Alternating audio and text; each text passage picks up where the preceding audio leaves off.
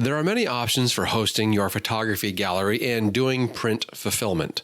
I have finally settled on the solutions that I plan to use, and I'm thrilled to talk this through with you so that you can know a little bit more about this and decide which option might be best for you. This is episode 154 of the Great Outdoors Photography Podcast for November 23, 2022. Hello and welcome back, everybody. My name is Brent Bergherm, and I am your host of the Great Outdoors Photography Podcast. I'm thrilled to have you here. I'm so glad to be here. This is the day before Thanksgiving that I'm recording this, so for all of my American listeners, happy Thanksgiving. And for everyone else around the world, happy Thursday, I suppose. But what we have to talk about today is just this whole notion, this whole idea. Hopefully we can get into the importance too of what it means, what it is to have an online gallery, something that anybody can go and look at of your images. And of course, hopefully they appreciate those images, they learn from those images, and they get to know a bit more about you as a photographer. So, of course, that's the journey I have been on for a long time now. I think you've heard me talk about things where I'm saying, hey, I have these plans. I'm looking at this solution, I'm looking at that solution, whatever. And as we go throughout the last couple of months or so, it's something that has been I've really been working on it, trying to be diligent, trying to come up with a solution that satisfies a couple of goals for me. The first goal is it has to be something that is not an impediment to my work. Basically, it needs to be easy to execute and easy to put up a new gallery. Certainly, it needs to look good. When it's on the web, it just needs to look good. And if for some reason it doesn't look good, it's not displayed properly, well, that would be a problem. And then it has to be something that is a tool that I can use, and maybe something that can grow with me a little bit, something that is flexible in case my needs change. But also for me, I am definitely the type that likes to control. That's probably the wrong word, but I like to set things up myself, and I like to be the one who's in control of figuring out what that exact solution is going to be, and it allows me to have a custom solution too. I really like the idea of having that custom approach because it makes it feel more personal, and I really want to get that point across of, hey, this is personal. This is something that I have invested in, my time, my effort, my talents otherwise. And here is the result. Here's my baby, as it were. All right, so let's take a look at a little bit of background first, a little bit of just an understanding of why, what's going on, what has happened in the past for sure, and how it is that I came to this point. Well, my first point I want to make is maintaining an online gallery, because I've actually done this in the past for sure. It's a hassle. And so that's where my first bullet point of saying this needs to be something that I can execute easily, that needs to be something that is solid. Otherwise, it's a hassle. I totally get that. And with it being such a hassle, it needs to be something, whatever solution we come up with, needs to be something that is almost a breeze to do. Because the more we have to think about it, the more roadblocks we set up for ourselves and our work that we're trying to do. It just means that there's less of a chance that you're going to actually get the work done. Let's find a way to do whatever we need to do to get the work done. Whether you're going to take what you listen to here and you're going to be like, nope, I can't do that. I'm going to go put a gallery up on Squarespace, or I'm going to go do this, or I'm going to go do that. That's beautiful. Whatever works for you and what your goals are and what your purpose in life is with your images and with how you portray those images. That's what we want to be talking through. And hopefully you can get a little bit of an idea of understanding where I'm coming from and how we pull that together. All right. So one of the ideas of the hassle is just really collecting these images together. When you look at any gallery online from any photographer, they're in a type of collection, and oftentimes they are in a collection, especially for us outdoor photographers, us landscapists, us travel photographers. They're going to be split into some kind of idea that is regionally based, whether it's a state in the US or a region of a certain country or whatever, possibly a continent or something like that. Well, for me, that is how I organize my Lightroom catalog. So it's actually part of that work is already done for me.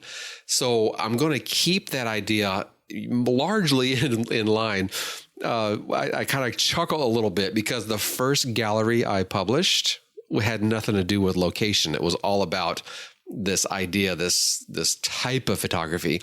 And it had just nothing to do with location because the images come from multiple locations. All right, so that's how I categorize my images anyway. So ideally, all I will have to do is go to my Lightroom catalog, hit the button that shows me the flagged images, and then I go from there. And so that's my starting point, basically. Because let's face it, I'm a busy guy with a growing family. And of course, a full-time job. I'm a teacher. And I just, I have these built-in time frames in the academic schedule where I can just go crazy here for a few days. And then, of course, I have to pull back and get back to regular life. I would love for a solution that allows me to do a little bit of work here, a little bit of work there, and I can then keep consistent with getting new material on the website. And that's what I think I've settled down to, is something that I'm going to be able to go through and be like, you know what, it's time to get another gallery out. Let's take a look at this region, and then I can just go with it. All right, there's also some other changes that I've decided to make in my life as it relates to my priorities, because let's face it, this all comes down to priorities. How we spend our time, what our goals are, what we want to do with things. I am what most people would consider to be a middle-aged person, a middle-aged man, not quite 50, but certainly over 40. And there's just shifting things as you get older. These other things become more important. Well, those things that are important to me, certainly after we check off the items of family and taking care of family and all those other good things, when it comes to my profession and the work that I do, I'm a huge lover of the printed material. And I finally have my own large printer, which is just, I still can't believe it. It's been a month or so now that I've had this thing and that it's been running. And when you have something like that too, when you have something like that fundamentally to the core kind of a thing, it really, at least for me, was just like, it's go time. It needs to happen. I need this online gallery and I want to offer sales too. Now, let's have a dose of reality. Do I really think I'm going to sell gobs and gobs of images? Certainly at the outset, absolutely not.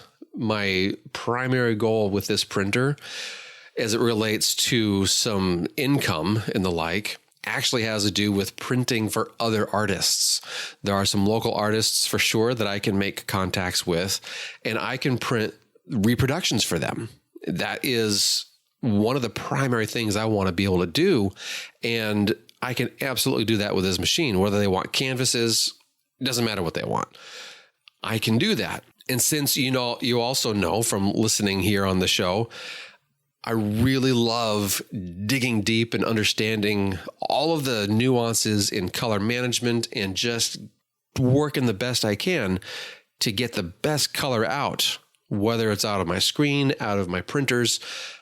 I just love that process. So having this available really shifted my attention to, okay, we have to make these galleries go. So, I'm excited. This is amazing stuff. Just part of me wishes this was a video podcast so you could see the glow on my face possibly, but that's all right. Hopefully you can hear it dripping from my voice. All right. I also manage my own website. That's another technical side of things. As this background information is coming out, I own my own website, of course, but I manage my own server. And so I use the WordPress platform, and I use SiteGround as my provider, my hosting provider. There's a lot of opinions about various hosting providers. It's amazing because I'm a part of several groups for website management and all these other types of things, whether it's online marketing and things like that. There's a lot of groups on Facebook that have these ideals in mind. And I've learned a lot from those for sure. One thing I've learned is that some people really hate SiteGround, and I don't get it. I don't understand what the deal is for why they hate SiteGround so much. I get it when people say they hate GoDaddy, and I get it when they say they hate some of these other much cheaper services. But SiteGround, at least to me, has been quite good. I really have appreciated the type of service that's offered, but also the breadth of what they offer. So the biggest thing for me, because I also used to be, for those of us who want to get really nerdy, we're going to get nerdy for just a few minutes here. If you want to skip this idea, go ahead and hit that jump forward button like 2 or 3 times and we'll be good. But I used to be with Kinsta, and they are also fantastic. Their service is top notch. Could not be better. But the problem with Kinsta is with their base level service, you only are able to host one website and there's no email included. So you have to have your email solution on a different server. With SiteGround, I can have pretty much just as good of a hosting platform as Kinsta, but I'm also on one of their programs that allows unlimited websites, which I really don't need to use that right now, but it is what it is. That's fine. But I also get email with it. And so I provide the email for my family as far as my boys and whatnot are concerned. The podcast with its special domain and all these types of things, it's all done on the one server. So it's actually kind of cool. I really, really like the value that I get with SiteGround. Anyway, there's that I've decided to settle on that. And I've not been seeing a reason to go to a different provider. There's lots of other different providers, but this is the right balance of the right amount of tech that I am comfortable with versus the service that they are providing. I could certainly go with someone cheaper, but I have to have a greater tech comfort level, and I don't have that comfort level. And I could go with someone more expensive like Kinsta, where I have a reduced requirement of the tech understanding. So to me, SiteGround was that great balance, and I'm able to get what I need, and it's a great service. All right. So with my WordPress, I also use Elementor. That's a page builder, which allows me to easily create complex, or maybe you could call elegant designs on the site.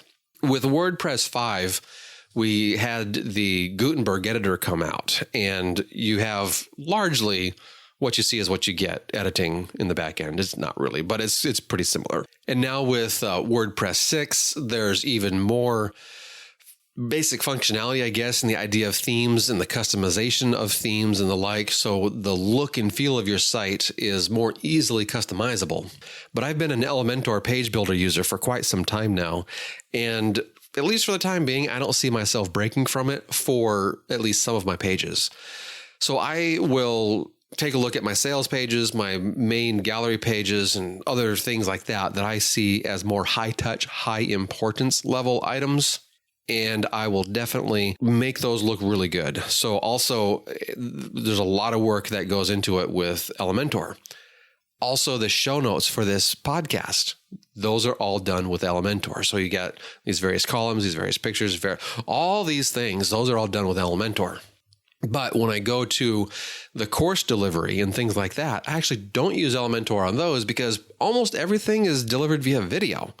So I don't need to have all that fancy design stuffs when I'm delivering most everything via video or other downloads or things like that. So I use Elementor when I need to, and I don't use it when I don't need to. So it works really well for that. And certainly there's other plugins that I use. Now, plugins on the WordPress platform, they're all about adding functionality to your website. So if you have something like, for instance, I operate the Great Outdoors Photography School, I need to have something that manages the access for those users. And so I use a plugin that does that. It also does the course structure and the course tracking and things like that. So that's all one plugin, and it has its own space in the back end, as we call it, the management back end. And this is the kind of thing that I then need. This is where we get into our gallery selections. This is the kind of thing that I need to figure out, what can I use, what can I do to add to my website that gives me gallery functionality and gallery solutions.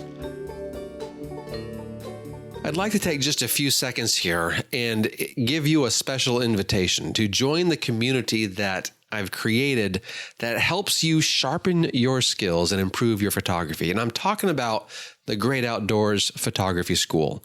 Here for Black Friday, and actually this goes through Cyber Monday too, so it ends, the special that I'm talking about ends on Monday the 28th. But here what we're talking about is we've got 33 days, a special of 33 days of access. That's just over a month, and it just costs $1. After that, it's going to be $28 a month. But what do you get with that? You get a lot of things coming through with that. The first item I want to mention is our group live sessions. We come together, we look at your pictures, we'll answer your questions, we'll have a conversation, and we learn from each other. That's the biggest thing, is to learn from each other and just have those conversations coming. If you can't make it in a particular session, they are recorded and they're posted to the site. So you can look at them as, a couple of days go by, whatever the case is, you can log in and take a look at it, and you'll be able to review it and see, okay, they talked about this topic, and you could fast forward to that topic too, because I've got the chapters in there. You'll be able to just say, hey, that interests me. What were they saying there? And then you can learn about that topic, and you can certainly apply that to what you're shooting and what you're doing. So I invite you to think about what's ahead. 2023 is coming up, and how are you going to grow in your photography this coming year? So I invite you, take it for a test drive, see how it goes, but start growing today in a more honed in, more just lasered in type fashion, to where you're going to be looking at your photography in a new light. And I just invite you to join us for this journey. All right, a few solutions that I have tried in the past. Well, there's quite a few, actually. I'm not going to probably talk about all of them in detail, at least. Now, I have years and years ago, I've looked at Zenfolio and SmugMug and some of these others.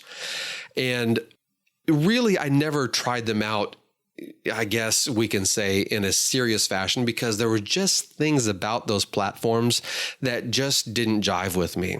I wish I could tell you now specifically what it was. Plus, though, I have not tried them recently. It's been long enough to say, you know what? It's probably worth it for you to take a look at those to see if that is something that suits your needs. But as someone who really likes to just keep things in-house anyway, that's just part of my MO. Plus, I teach this stuff at the university. It's really good practice for me. So there's some value there for me doing it my own. Now, what I should be thinking too, though, is if I weren't teaching this at the university, would I still do this? And my answer is yes, because, well, for the website class, the website design class that we have going next quarter, I'm actually not teaching that. We hired an adjunct to do that. I'm going to take back a Photoshop class that I haven't taught in forever, it seems. And so I'm going to return to teaching Photoshop, and we'll have someone else teach the website studio class. So this is still something I like doing, though. So I have that fundamental core. Like, I like to have that control for some reason. And it's really not about control. It's just about the opportunity to make it mine. There's just something there that I really like about that. But also these other services, they require an additional monthly fee. And I've already got my website going, and I really have a hard time adding that additional monthly fee. So since I have so many things going on my website, it really makes sense for me to just host it on, at least on my hosting platform, whether or not I treat this gallery site as a completely separate website, or if it's integrated into my main website, that's a different conversation. But I'm already paying for the hosting. By hosting the gallery website myself, I don't have to pay any more money. There's something to that for sure that I find a lot of value in. So in the past, and I'm talking 3+ years ago, I had tested both the Envira Gallery plugin and the NextGen Gallery plugin. They both offer a Lightroom plugin, a Lightroom Classic plugin, that will connect Lightroom Classic to your website. But again, back then, I found them kind of buggy, and it's just like, there's no value here. In fact, it even crashed my website. Envira did. Envira it was terrible. I would hit the button and everything would just freeze, and then my website would crash. And I was not happy at all. Now, NextGen, they use a different technology. They use FTP technology to upload your photos from Lightroom. But that idea of it's just a slick solution to manage your galleries from your Lightroom catalog, it just was not realized at all. And I would like to really emphasize this has nothing to do with the web module in Lightroom Classic. That is a completely separate issue. In my opinion, it's almost useless because it creates an HTML created item that you could upload to your website, but it has 0 bits of your branding and your theme and anything like that. And yeah, it gives you a web or an HTML based view of your images. But as it relates to integrating with any other current solution that you have already going, it doesn't integrate at all. It's basically useless. So no, I do not use the web module in Lightroom Classic. I just don't use it. All right, so I tried the Envira Gallery. I tried NextGen. I even tried one called Modula. And, there's just nothing that really stuck with me. So I just saw it as too much of a hassle. And it was just like, this just doesn't work. This just wasn't right. So I tried about 2 years ago, I tried NextGen again. And this was after I feel almost silly. It worked out in the end, but I almost feel silly because on both of these, I actually bought the full lifetime of the plugin. So when I bought the NextGen lifetime license, I was like, okay, this is going to happen. I'm going to do it. We're going to make it work. This is going to be amazing. And then I ran across a conflict on my site. One of the course delivery plugin that I was using at the time did not operate properly in the management backend. So when you log into your website and you're managing what things are delivered to the public, that's what I'm talking about, the backend side, the side of the website that only I see as an administrator. And it had a problem. Now the front end, the one that the users see, there was no problem on the front end. But as far as me being able to edit and change things to the courses that I had, I would have to disable the plugin for the images, and then that would break, of course, the front end of all those pages that would be set up. That would break that while I am then editing the courses. I could then re-add or reactivate the galleries so they wouldn't be broken on the front end anymore. It was just a hassle. I was like, no. I inquired with the publisher of NextGen, and their people got back to me and said, yeah, we recognize this is a conflict and we're not going to fix it. And I was just like, forget you. I can't do that. Well, fast forward to today, and I actually ended up switching to a different course management plugin.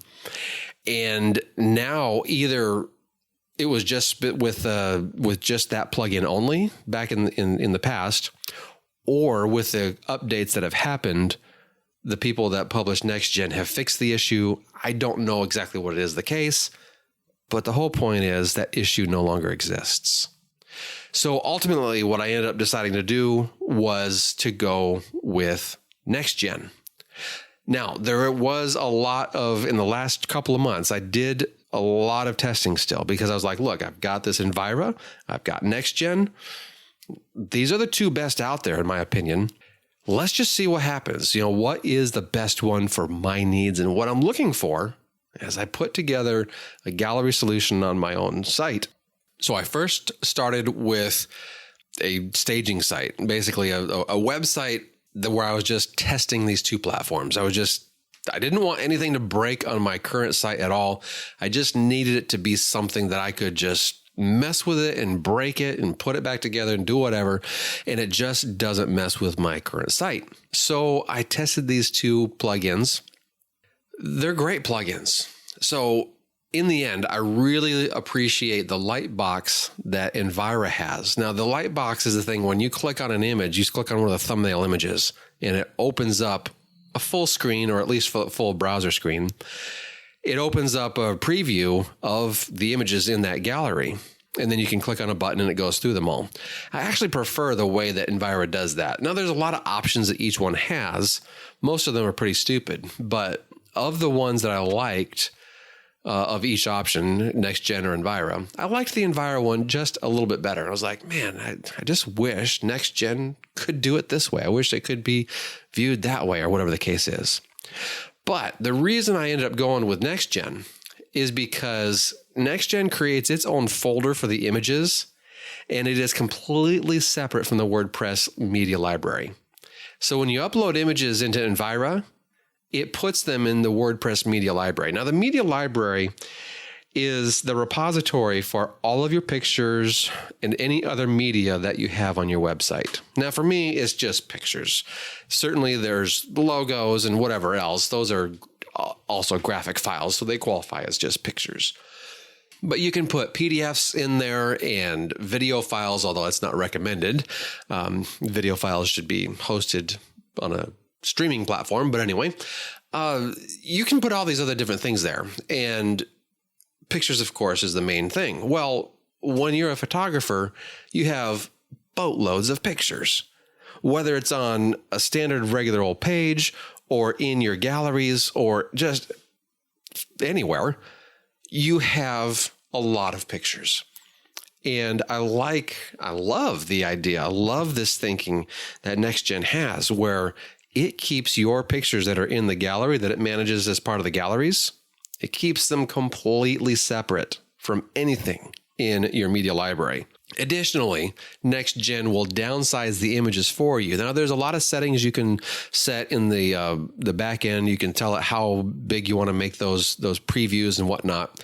But the idea is that you would just upload your full stinking image. So every one last bit of those 45 megapixels from my Canon R5, or if you got the Sony A7R4 and you've got 60 some megapixels, you would upload every stinking last one of them. As a JPEG, of course, but still, you upload every one of them. And then the plugin will do its work and it will downsize them for you. And it will deliver the right sized image according to the viewport size that your user's browser is. And it's brilliant. It works really well. And it's absolutely brilliant. It's wonderful. But the biggest benefit is if you use Next Gen's print fulfillment service, it will go back to its backup, whatever they call it, and it will send that original file you uploaded, and it will send that over to the print house, and they will use that full resolution image as their main criteria of printing, and then they'll downsize it as needed or do whatever they need to do as needed to get you your print. All right. Yeah, it's just great. So going back to that primary purpose, I need something that's easy to accomplish, easy to do, easy to manage, something that makes sense with how I think about things. And the fact that it separates things from the media library, that was the major piece was like, if I had to, I would just spend hours and hours and hours and hours in the CSS so I could wrestle that whatever I didn't like about what it was showing and how it was showing my images. I would figure that out, because to me, it's really massively important. Since I decided that I would just manage everything on the main website, so I have a single login, I figured it was massively important for me to have those images not inserted into the media library, because I've already got hundreds upon hundreds of images in that media library, and it is not organized. It's the one thing about WordPress that I think is just absolutely stupid. They don't have built in natively, they don't have a way to easily organize your media library. It's just dumb. They need to fix that already. Now, there's plugins for doing it, but they just need to fix that already. You can tell them, I am not happy, is probably the best way to put it. All right, there are just a few other solutions that I considered before making the final decision, of course, with what we're talking about here. And that is, certainly there's sites such as Flickr. I could have done, or 500px. I could have done a gallery on those. And certainly you have the benefit of the potential discovery by more people by being on those platforms. But we come back to this whole idea of, again, just something I like to just have it all in one place.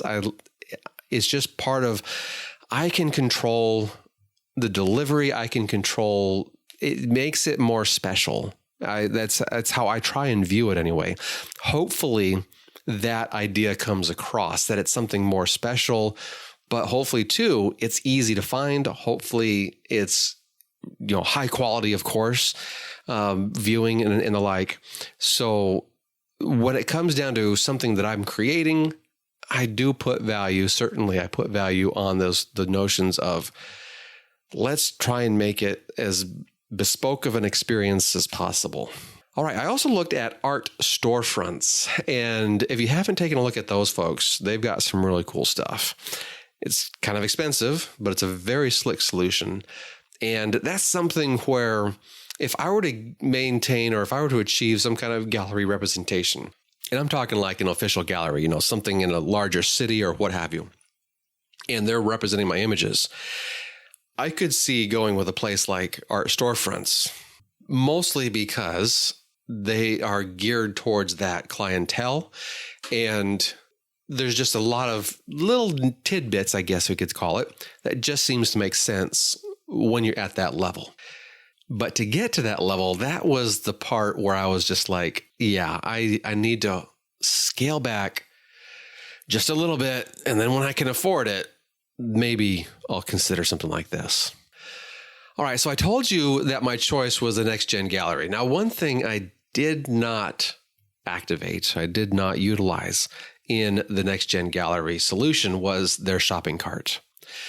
They do have an option for doing a shopping cart, and I'll talk about that a little more in the end. But what I have right now is my Color in Motion gallery. That's what it's called. That's the title of the gallery. And it's all about intentional camera movement or internal camera movement, whatever you want to call it. The ICM photographs. So I also have a gallery of Alaska images that's almost completed. And by that, I mean it's in Lightroom still. And I'm going through captioning and titling the images because I have decided that giving good titles, providing good titles, meaningful titles and meaningful captions that helps tell the story, helps give a deeper insight as to why this image is important to me. That does certainly take time, but I'm doing all that in Lightroom. So when I do that in Lightroom, I then just export the images with all the metadata, and then the Next Gen Gallery will read that metadata and show it to you on my website when you're viewing it in the Lightbox. So you click on an image, it expands. You can then read those tidbits of information. And I think that's great. I really like how that solution works because it's a solution that gets me to do the work right at the beginning in Lightroom, and then it just flows on through to the end result that is on the website. I'd like to talk about the 3 top reasons to join the Great Outdoors Photography School today. The first one, certainly learning, discovering, and growing in a friendly environment. Whether it's the live group sessions, you're emailing me for some answers, those kinds of things, or you're just going to be looking at the classes, the courses that are there that you have access to and you can go through on your own. There's a lot to learn and there's a lot to discover about yourself as a photographer, but also just about what others are doing and how you can be inspired that way. Ultimately, certainly, you're going to be growing as a photographer when you're a member of the Great Outdoors Photography School. Well, the second reason, of course, the Black Friday special, BF 2022 is the coupon code you can use at checkout, where you get 33 days for just $1. Metaphorically speaking, kick the tires, as it were. We have a session, a live group session on December 8th. I would love for you to be a part of. Even if you have no questions, you just want to be a looky-loo and you're just curious as to how they happen, how they go. Oh, that'd be amazing. And it'll just cost you $1 and you're going to learn so much stuff. So I'd love to have you sign up, even if just for that. Plus, item number 3, inflation immunity. Inflation is all in the news these days, but I haven't changed a thing about my policy as it relates to once you sign up, the price will not go up for you. So right now it's $28 a month, but inflation is happening. And in January 2023, the price is going up to $30 a month. So if you sign up now, well, first off, you're going to get that first month plus for, the 33 days for just $1. And then you're going to be at $28 a month going forward. Well, going forward, you're going to be at $28 a month for 10 years, 20 years, however long you want to be a member. If someone's a member that long, that'd be amazing. But those folks who have already signed up, they're already taking advantage of it because I've gone through a couple of price increases and they're actually paying the lower rate. So it's better to get in now because once you're signed up, you have inflation immunity. All right. So yes, the price is going up here in January 2023. All right. So get ready to grow in your photography in 2023 and join us over there at the Great Outdoors Photography School. And you might be wondering how you can sign up. Well, just head on over to my website. There's also a link in the app show notes. It's the very first link. There's an item that says summary. Then I talk about the summary for the show. And then there's a link because it says the Great Outdoors Photography School. And you've got the link there. Just my website, brentbergherm.com/photo-school. That hyphen is the actual dash, not the word hyphen, of course. And that will take you to the description page. You read a little more about it. If you got questions, certainly ask me your questions. But then you hit that button that says sign me up now or whatever it says along those lines. Find that coupon code, put in BF2022, and you're going to get that first 33 days for just $1. All right, let's talk a little bit more again about this whole idea of creating a new gallery. So what I do, I use Lightroom to categorize and manage and whatever, all of my images, process the images, whatever. If I have to dive into Photoshop, I do the round trip editing. Everything is managed in Lightroom. So I then, of course, I've already mentioned, I separate all my images out by regions. So in my Lightroom catalog, I've got a folder for the Northwest or Pacific Northwest, whatever I call it. And then this is the biggest one I have since this is where I live. But then I'll have subfolders for the regions within the Pacific Northwest. So since Washington and Oregon are the two states that I have photographed the most in, I then have various items. The code that I use is US, which US is rather superfluous. I don't need that. But anyway, it's there. USWASE, which would be Southeast Washington, USA. That's what, if you were to move backwards, that's what that's about. Well, SE is a more broad region. Maybe I need something that says WA for or WW for Walla Walla. So USWAWW, that's for Walla Walla. I also go to Whitman Mission a lot. So USWAWM for Whitman Mission. These are all within Southeast Washington, though. So this is something possibly it only makes sense to me. And I have definitely had some confusion where I have some of my Whitman Mission images in the Southeast area and whatnot. But that stems from something that, I made some mistakes early on. As it is now, I tend to have it figured out pretty well, and I don't have any problems with it. So I will go to those folders where I have already edited out my images, gotten rid of the junk, gotten rid of the things that don't matter to me. These are just my keepers. And I've already, my normal editing process is to flag some items with the P flags, or that stands for pick. So those are my starting points. And I will then put all of those picks into a collection in Lightroom. So I create a collection, and I've got a collection set, which is all of my galleries.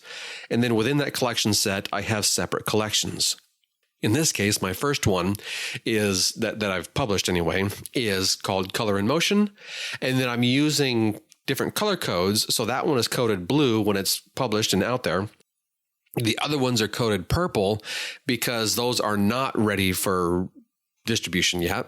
But the other cool thing is, if I were to go and shoot some more images of, let's say, Color in Motion, and I'm like, you know what, I want to put that on my gallery, well, all I have to do is, number one, I'm going to manage it properly. So I'm going to add it to my collection in Lightroom.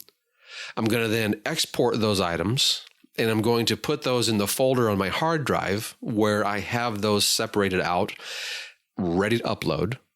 And then I'm going to upload them into NextGen, and then they will just magically appear because I'm going to upload them in that gallery. I'm going to hit the button that says add images to this gallery, and they just magically appear in that gallery. And then everything from there is already set up. It's automated, and I don't have anything more to do about it. So I view that anyway as a fairly slick, fairly easy to follow solution, because if I were to do any other solution, I would have each and every one of those steps anyway. So I don't see this as being that very different from any of these other solutions that I might have for my images. So with this whole notion of managing my library via, according to, I should say, the region, well, within each region, so in this case, Southeast Washington, I then have my folders for the date for the year. And so 2022 will have its own folder where all of them are in there that I shot in 2022 from that region, 2021, 2020, so on and so forth. They each have their own dated folder structure, but it goes primarily by region first. One of the other reasons I do this is rather than just only going by date only, because let's face it, if I went by date only, I could rely on Lightroom's built-in structure for doing that, and I wouldn't hardly have to think about anything. It would be so easy. But when I'm thinking about an image, and if we were in conversation and I was like, oh, I've got an image that illustrates that, I have no idea when I shot it. It's all about where I shot it. And so I can usually find it rather quickly because I know where I shot it. Usually anyway, I do. All right. What about print sales? I've already mentioned that I don't use the NextGen e-commerce solution. Now, the thing about that, the reason I decided to go away from that is in part because of the complexity that it would add in in part, I said, the primary reason is the complexity it adds in a few different areas. So the first thing is the overall shopping cart. All right. So when I'm thinking about my website, the thing for the Great Outdoors Photography School, that has its own built-in shopping cart. All right. So that has its own management. I use WooCommerce to sell workshops and anything else, really. So that would have its own shopping cart for any other periphery type item that I wish to sell at any time in the future. And then if I were to have the NextGen setup going, I then have a third shopping cart on a single website. It's just more complexity than I want to deal with. 2 shopping carts is enough. Thank you very much. Kind of an idea. And there's also just not as much, I guess the word is flexibility, that I want to think about when it comes to defining the print sizes and what's available and the pricing and all that other stuff that is involved there. I like the option for something that's more customizable and on a print by print basis. So with the NextGen, I could set up, hey, I've got all these different 20, whatever it is, print sizes. I don't want to mess with that because some prints, some images won't crop well to a certain print size, and I don't want to offer it at a certain print size. That would take a lot of work to figure out what's the best solution for this print. And what is the best cookie cutter shape that it would fit into? And I wanted to simplify that process. I wanted to simplify what I offer in the size of the prints that I offer, but also how they're sold. So I'm using WooCommerce. I've decided to use WooCommerce for that. Now, WooCommerce also has an option where I can create categories or I can also tag these individual products. But by creating categories, the first main category is just fine art print sales or fine art prints or whatever it's called. And then a subcategory in that, I already have the one set up that says color in motion. So of those images that are in the color in motion gallery that I wish to sell, I'm going to have a product then pop up in WooCommerce. Now, here's the thing. I can hear some of you saying, but that sounds like a lot of work. You're right. This part is where it's a little bit more work, because if I were to do it in Next Gen, all I have to do is say, activate, I click one button and the shopping cart is activated for that image. But it's a generic shopping cart, where again, with the sizes and whatnot. So I also am not able to, in that solution, I'm not able to upload a rendition of what it pretty much looks like in a frame, or what it looks like on the printed page. And so that's what also important to me. I want to be able to upload this likeness, basically, of what it looks like when it's going to be on the printed page, on the printed paper, I should say.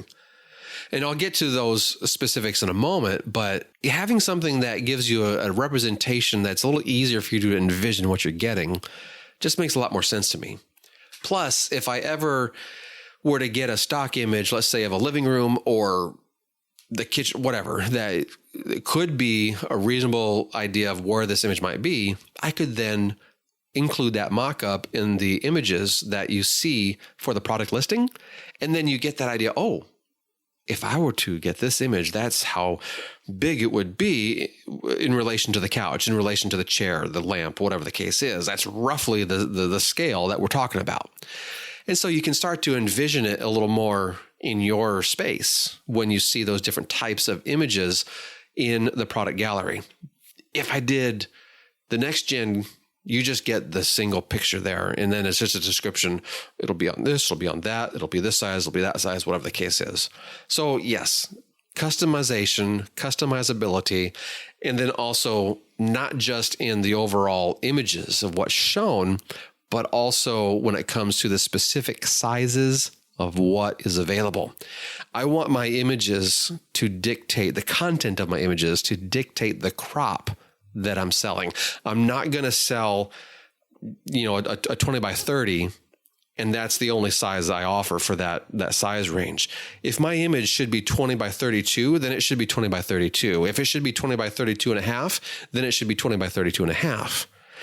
So I'm going for that idea of more of that customization, more of that this image is a custom piece, and it's not going to fit in any cookie cutter style frame. And so the buyers are just going to have to know that, basically, that the type of buyer that this is targeted towards are towards people who value that type of customization, value that type of uniqueness in the image that they're buying, uniqueness in the offering that is made with these fine art prints. I guess, in defending my actions, as it were, the bottom line is, especially in this outlet, in this conversation, I'm an artist. And for me, I find value in the entire creative process of everything. So it's not just about, I made the picture and now I'm going to ship it off and someone's going to print it. Certainly there can be value there. It depends on what you want to involve yourself in. For me, when I see that print head going back and forth, I can't explain it. There's just something there that jazzes me about it. It's just so cool. Now, this printer doesn't smell, but at my previous work, eons ago now, before I became a teacher, we had an eco solvent printer for outdoor banners and such.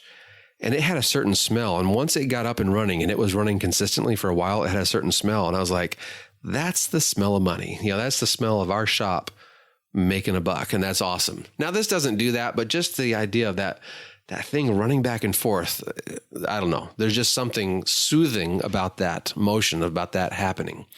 But it's about being a part of putting my thumbprint, metaphorically speaking, on the entire process. Whatever it is that ends up coming out is something that I had input on, and then the collector gets a bigger chunk of me in every work I produce. It sounds that it could be viewed as egotistical, I guess. I'm just full of myself. And a lot of times artists come across that way. It's not my intention. That is not my driving factor. I don't view that as my driving factor. My driving factor is, this is how I view value. And this is how I view what I'm delivering is a piece of me. And I want to give as much of that as possible. And that's where the value comes in, an additional piece of value, I guess we could say. All right, so what sizes should I offer? I really have been thinking about this quite a bit because I've talked already. I want to keep things simple.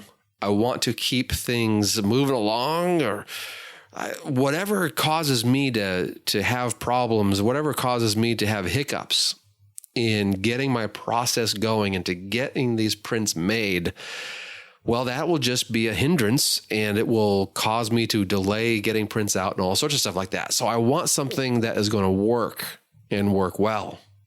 And this is probably something that I just put way too much thought into, but I'm glad I came up with the simple solution that I did. I did also, certainly, I looked at what others are offering, what other photographers are offering. And actually, in a future episode, I'm going to talk with a photographer, Mike Pajoli. And in looking at his online gallery that he has with his publisher, I was like, you know what? I like what I see here as far as certain parts of the presentation. And then I just modified it for myself. And I was just like, okay, this is what I'm going to do. And this is what's going to work for me. All right. So I wanted to minimize my post-production needs basically after the printer is done. So once the printer is done, I need to let the image do a process we call gassing out. Basically, the ink is dry, but it's not completely dry, and it needs to fully gas out all of the liquid that is still in the ink. And I need a place to be able to just let it set. So it can either sit in the hopper once it comes out, it'll just sit in the hopper, or I will drape it over the top of the printer or whatever the case is. Doesn't matter. And I'm okay too with myself with interleaving the prints. I just don't want to box them up. I don't want to frame them up right away. They need time to gas out. So there's just that part of the process too that I recognize needs to happen. And so whatever else I do, I can't put that print in an area that's going to get dusty, that's going to cause it to get damaged. I don't have a large print studio just yet. That's what it comes down to.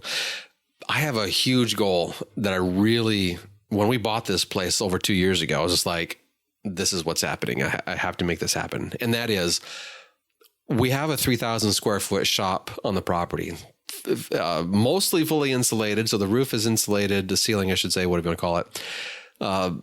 The walls, mostly insulated. The front doors, of course, so the garage style doors, those are even insulated, but they're not sealed completely well. But I want to take about 500 square feet of that shop and turn it into my fine art print studio.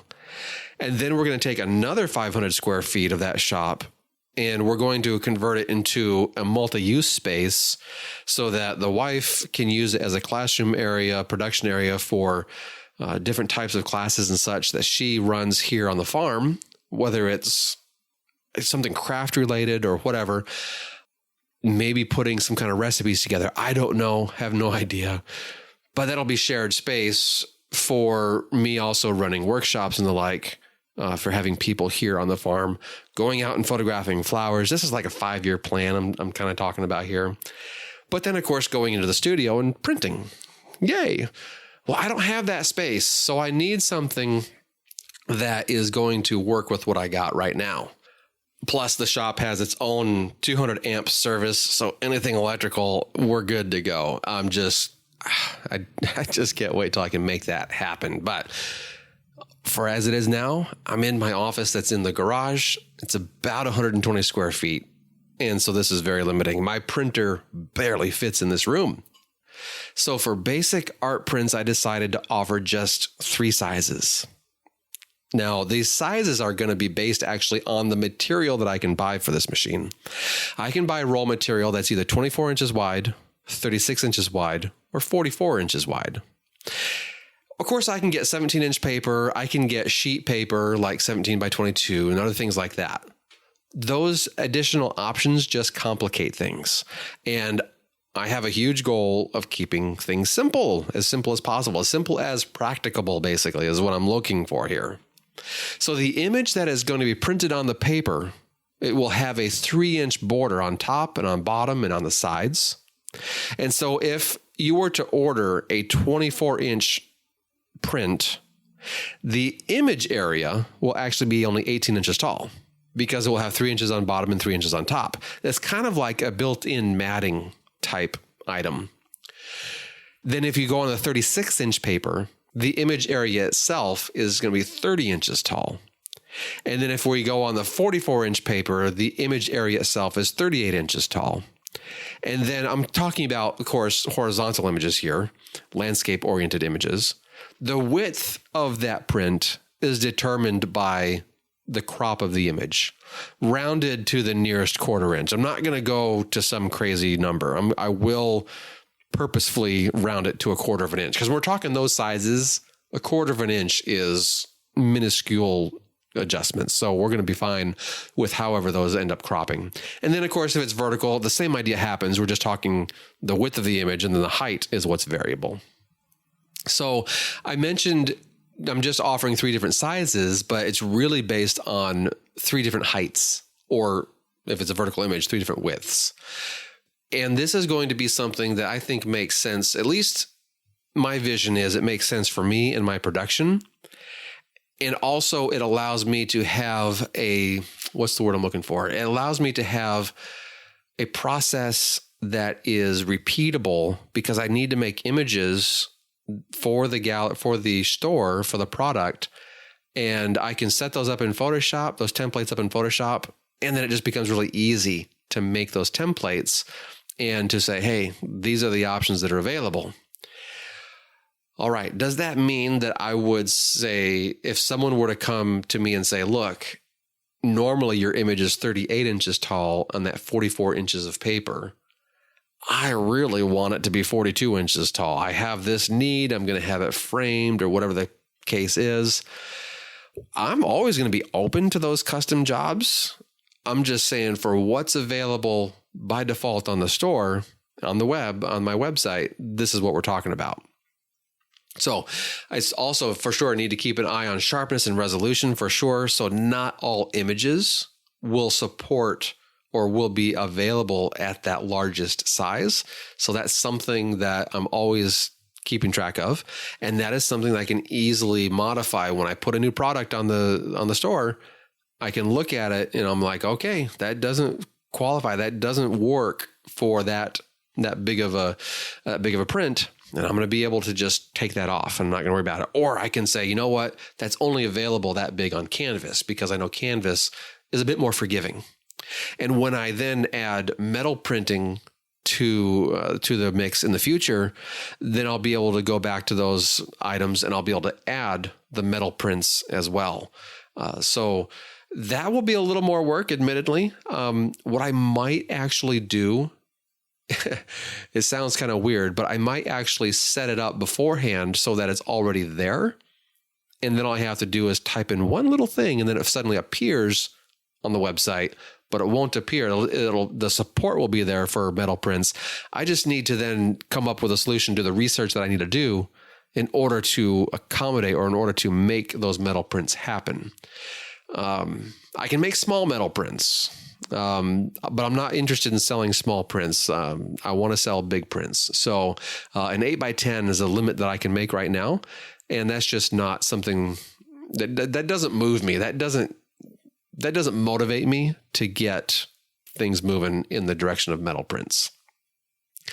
All right. So for canvas prints, I'm likely going to only offer the 2 largest size options, the 36-inch material and the 44-inch material. I have yet to fully consider this though. So this is still work that's in progress. And all right. The biggest reason I like this plan is that it eliminates any trimming on my part, because the printer has its own knife. And so it will print it out as long as it needs to print it out. It'll cut it. that is what sells. I don't need to trim anymore, which is great. It's simple. I don't have the table space right now to do any trimming. So it doesn't make sense to say, hey, I'm going to do trimming when I can't do trimming. It just doesn't work.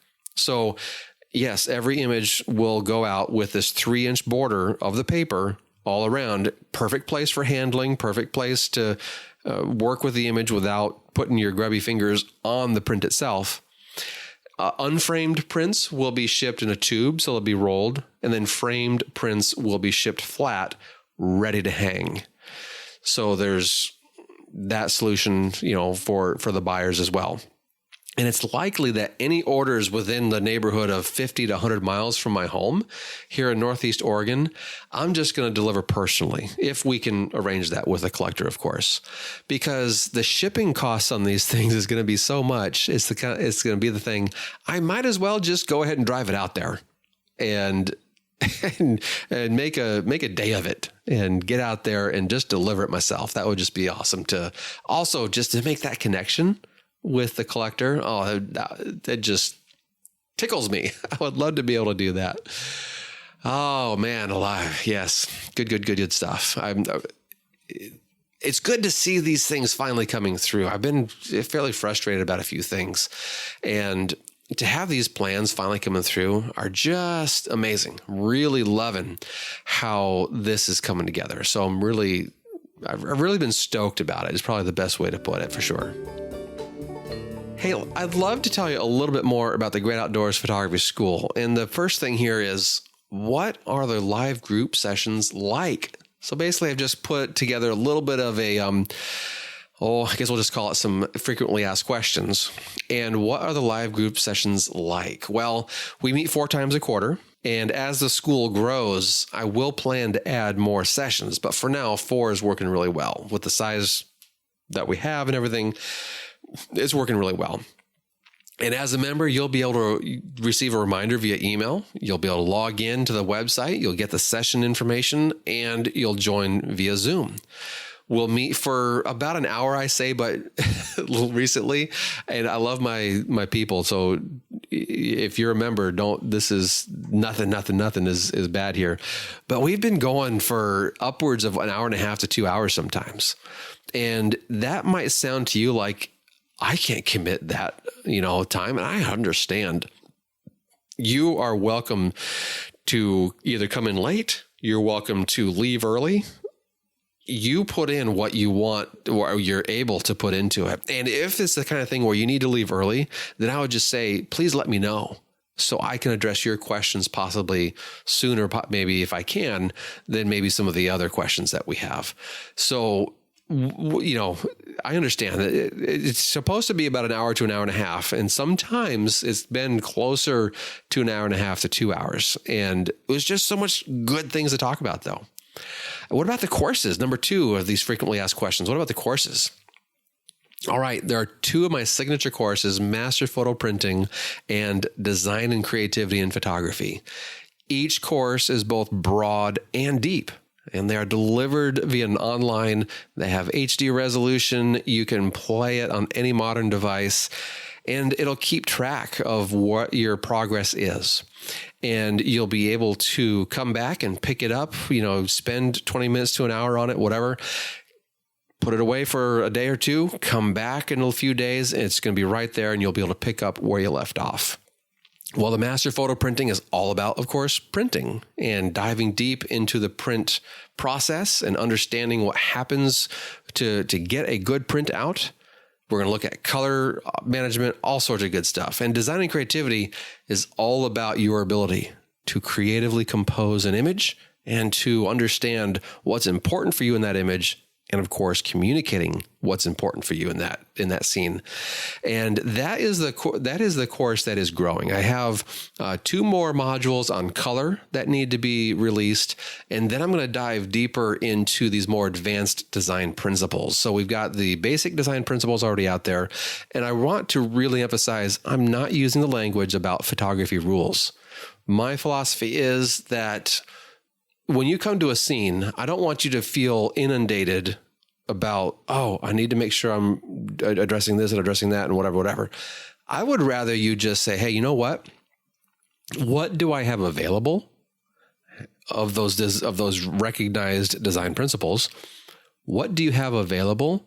And then how can you use those things to make the image you need to make to communicate what you need to communicate about that object, about that scene, about that subject?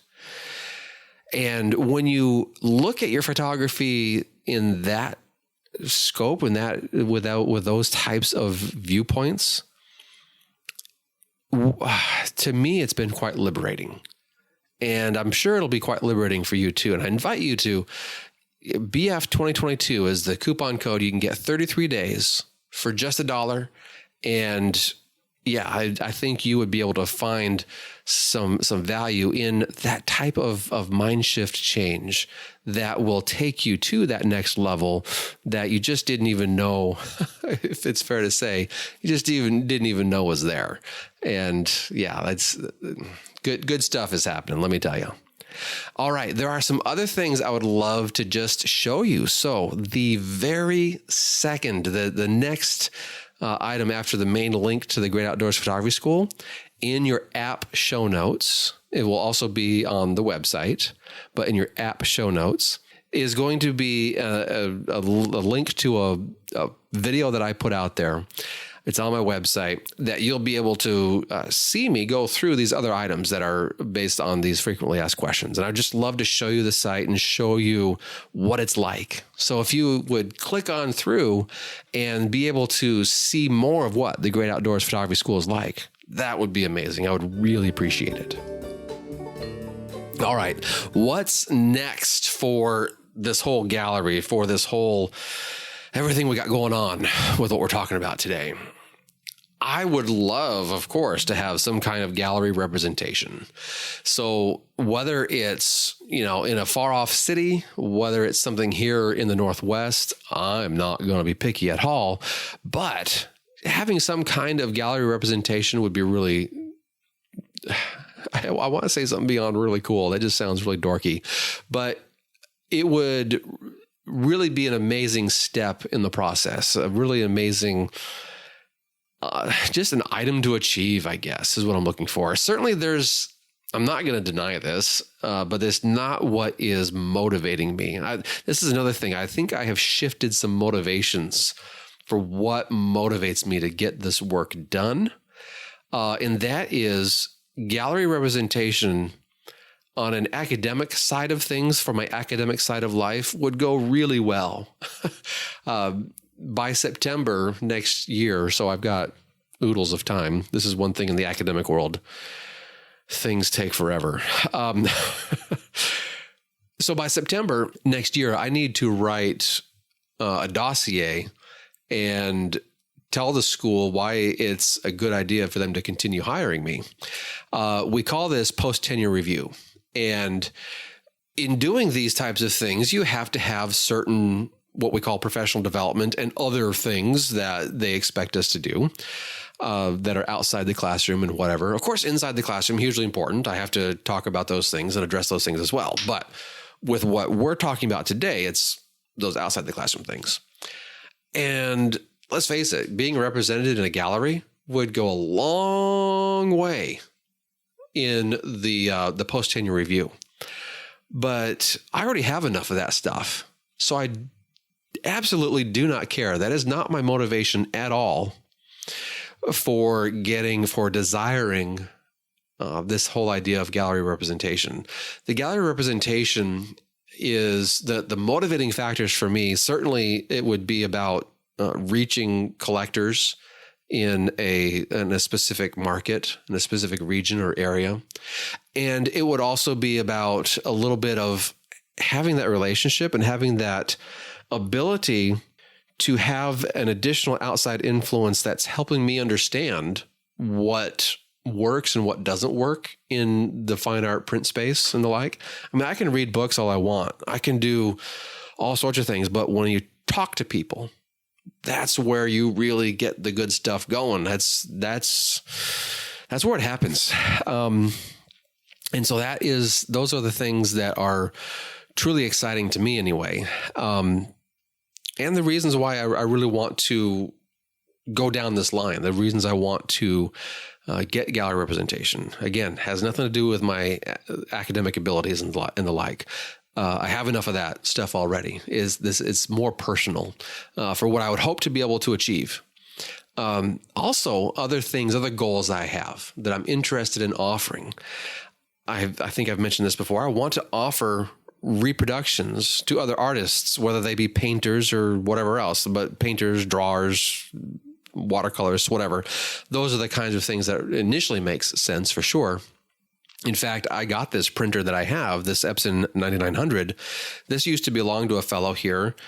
His only source of income is to do reproductions for other artists, to make reproductions on canvas or anything for other painters that want to. They have their original, of course, but then they sell these reproductions. He would photograph them in his studio. He would then move that into the printing phase, and this is it. I mean, that's something I've been dreaming about in forever. Certainly when I do this service as well, it's not going to be something cheap where we're going to be like, hey, I'll do this for $3 or whatever. That's not going to be the case. Those clients who do that, they're going to get a type of a white glove approach, meaning that I am going to work with them. I'm going to dial in that color and get it perfect. The whole idea is that they will hopefully order copy after copy after copy of these large format reproductions. And all I have to do then in the future, I just hit a button that says print, and it works. And it's just an exact duplicate of what we've done in the past already. So yes, the setup certainly will have a lot of setup to be considering, a lot of setup to be worried about. But once that's done, we just know what's going to happen. And it's going to look amazing every single time. For those folks too, if we're looking at the idea of reproductions, whatever size works. I'm up to my 44 inches, of course. I'm limited to that. So I'm not going to be going like, oh, well, I can't trim, or I can't do this, or I can't do that, so you have to bend to my need. No, this is going to be something where if you're an artist that has these paintings or whatever that you want these reproduced, whatever size you're looking for, that's what you're going to get, so long as it's within 44 inches anyway. Something that's a little more immediate, though, these other items have definitely been longer-term goals, longer-term plans. I really want to explore coatings for my prints. I'm used to my Canon printer over here that has the chroma optimizer. And so that is basically a varnish type idea that is sprayed onto the print, and it looks great. I think it's actually a really cool thing that Canon has done there. Well, this Epson doesn't have that, but there are spray cans available that I would be able to use, and I would love to be able to explore that. That's something that I just need the opportunity to explore. So I haven't done any of that yet. Maybe it's something for canvas prints and whatnot. And now one of the things I have done, which I love on canvas prints, is brushing a protective coat on. So you get a sense of actual brush strokes coming through in your print. Those are amazing. I love doing that. That can be really cool. All right. If I can get a few of those, reproductions or my prints of my own photos moving, that money is going to go right into the print studio in the shop, and it will just keep expanding the print offerings. Like I mentioned, metal prints and maybe printing on other textiles. There's just, the sky's the limit here. And I just love it. And I wish I could just go full speed ahead, but that's all right. One step at a time. We will certainly get there. And that is definitely what it's all about. One step at a time.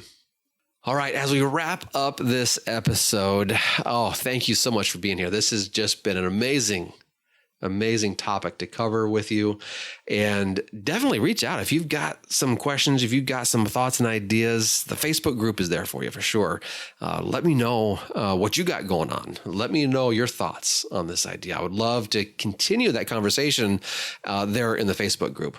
But as we wrap it up, a bit of dose of inspiration for you. Philippians 4:8 says, "Finally, brothers, whatever is true, whatever is honorable, whatever is just, whatever is pure, whatever is lovely, and whatever is commendable. If there is any excellence, if there is anything worthy of praise, think about these things. That, to me, is what it's all about with the great outdoors. If there is anything worthy of praise, think about these things. That is, I'm out there, I'm shooting, and it's all about praise. It's all about giving, in a sense, giving thanks, but acknowledging and just not taking things for granted. And thinking on these things, the thinking on these things too is what helps you center yourself. It helps you not get distracted, or when you do get distracted, you can understand, hopefully, and this is what I know I need to be reminded by all the time. But when I do get distracted, those are the things that should not be tripping me up. And lately, I've definitely been getting tripped up. And yes, think on these things. Yes, definitely we should brood over these things and think on these things. All right, another quote. This one is attributed to Mark Twain, although it's not something that he specifically wrote in one of his books or articles or anything like that. It's something that he actually told somebody who then recounted it in her own memoirs. And so I've got the link there that it's called Quote Investigator. And I've got the link there that kind of talks through this item. But I loved what this is saying too. Keep away from people who try to belittle your ambitions. Small people always do that. But the really great make you feel that you too can become great. Absolutely. That's amazing. Stay away from the people that belittle your ambitions. Certainly I know the devil's advocates out there are going to be saying, we definitely need to be real. We need a sense of reality. And it's going to be really easy for us to get lost in our own thoughts, in our own whatever. I totally get that. And it goes back to, I guess, the verse, think on these things, whatever is pure, whatever is lovely, anything worthy of praise, think on these things. If your ambitions are based on those types of positive ideals, then I think you've got something there. And it will be the small people who will chip away at you. And it will be the great people that will support you. And they will help you to understand that you too can become, or that you already are great. Thanks again so much. I really appreciate it. Everybody, happy Thanksgiving. And as we come up to Christmas as well, I wish you all a very Merry Christmas season here. And as we move towards 2023 and we close out 2022, this is just one of those things where awesome things are ahead.